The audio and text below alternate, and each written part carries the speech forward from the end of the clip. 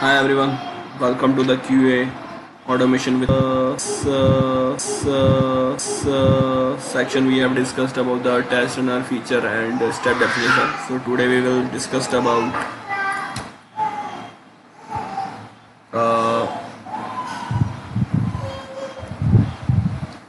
today we will discuss just a minute. I think there are some screen stuck here. Okay. Today we have discussed about the base class size and quite the WebDriver, and we will extend this base class in our step definition class and hook class, and we have also covered that what selenium and WebDriver manager dependency we are using in our framework, and then we will understand how we can create a hooks class and what is the hooks, and then we have create a config properties file. So in config properties files we have three files. We have create application, user and framework, and then we will use this properties file using PropertiesUtill class. So we will cover this scenarios in today session. So we will create a base class where we have initialize our WebDriver and write the driver. Okay, so that thing we will create inside the main Java folder. We will create a one package script command, and we will create a base class. Okay. So yeah. So in base class we will initialize our drivers. So this is the method which we have used.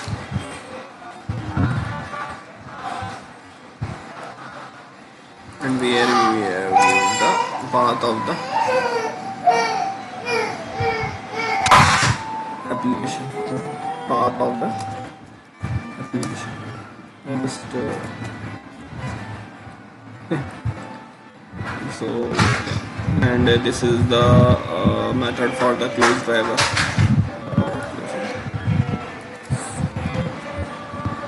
So for this WebdriverManager and Selenium, we need to add two dependency. This is the Selenium Java and another is the WebdriverManager. So yeah, once we add this dependency, we need to reload the project. Okay. Yeah. So then the next step is we need to use the hooks. Okay. So basically the hooks is we have created inside the test Java and created inside the step definition. So basically hooks are used to execute some pre-request or some precondition for our script. Like we need, for starting our scenario, first we need to initialize the driver and something. So basically the hooks will be executed before our scenarios which we have mentioned inside the feature file. So every scenario step start before that this before hooks method will be executed, and once this scenario is completed, then this after method will be executed. Okay. So here we have used initialize error which we have mentioned inside the base class. So basically it is a static method, so we can directly call inside the hooks with the inheritance property. So here we have user extends base class. So basically it is inherit the base class method from base class. Okay.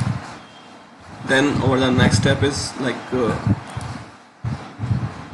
inside the base class you can see we have some this path of variable application. So this is the dynamic variable. This is changed for the application. Like username, password, these things are changed for the different applications. So like if there is any change in the application in future name, whatever, so we need to change into those scripts, right? So for removing this issue, we have created a config file. So we have created a one config folder inside the resource. So here we have created two properties file.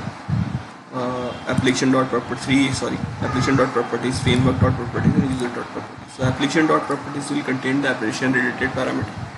So we can share this with the team. So like if there is any change into that application parameter, we don't need to change in our script. We can directly change into this one file. Okay. So same for the framework.properties file, and this user.properties file for the personal or a QA automation tester properties file. So that thing contains some confidential information, so we cannot share with our team. Okay, so let's go to this application.properties file. So it is contained the parameter into the key value pair. So application.url have value this one, and this is the user value, this is the password value. Yeah, I have clicked on this application.url. I think it is start the application. Okay, no problem. So that thing is done. So like this is the config properties file. So we need to use this value in our script using a properties variable. So for that we have created a one PropertiesUtill class, which we have created inside this util package. Okay, so this util package we will create inside this Java one and this package. Okay, so this properties.util class will contain the code for the load the application.properties file into a one properties variable, which type of this properties variable is properties. Okay, so here you can see this is some file in here we have created a one file input stream object, and inside that we have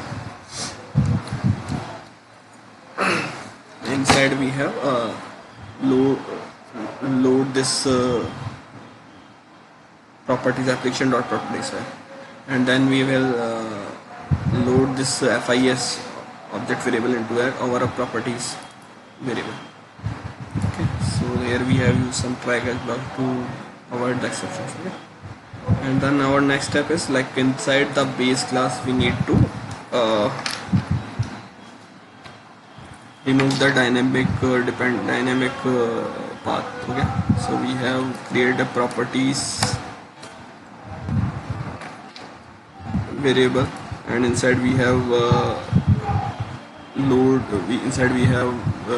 the application.properties file using a load application properties method, which we have created inside the PropertiesUtill method. So it's a static, so we can directly call through the class. And this is the properties. We have a get property method, so using that we can fetch the value of this application.url, and we can directly use this URL inside our driver.get. So yeah, these things we need to do before starting our framework setup.